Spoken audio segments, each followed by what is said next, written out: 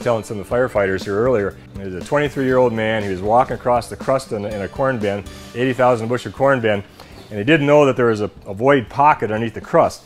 And he was poking the crust with an 8-foot PVC pipe, and the crust broke, and he went down through this crust, and then the corn came down on top of him, and in a matter of about 2 seconds, he was buried underneath 2 foot of corn.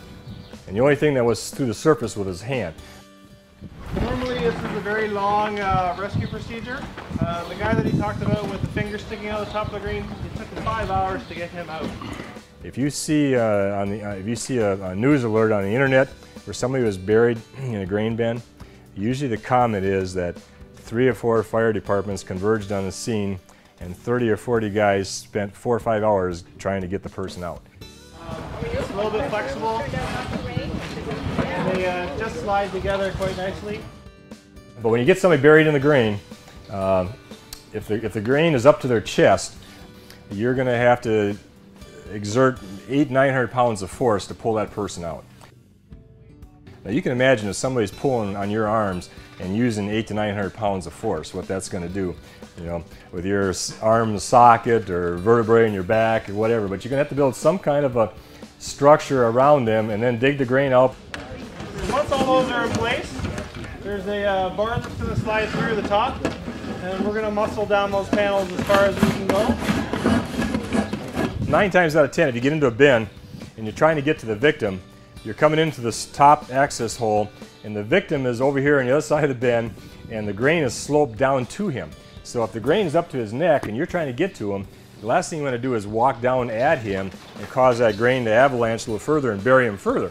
So if you can get around him and walk around the outside perimeter of the wall, or build this kind of a V above him, so any grain that's going down will be deflected around him and buy a little bit more time.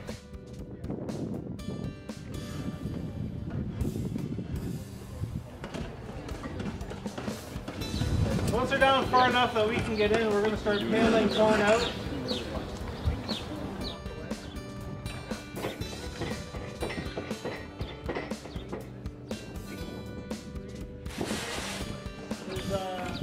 It takes quite a bit of force.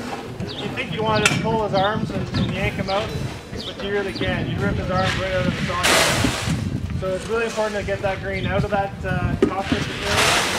It takes the pressure off their chest so that they can breathe.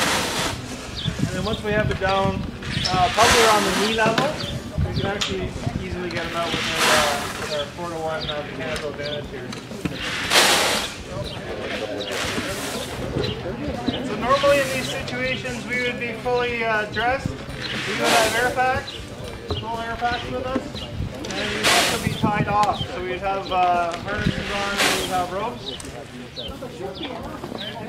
Quite a bit of grain. We'd be able to get him out of that coffer dam, and then we would get him into our stokes basket and be able to haul him up through the top for an access door.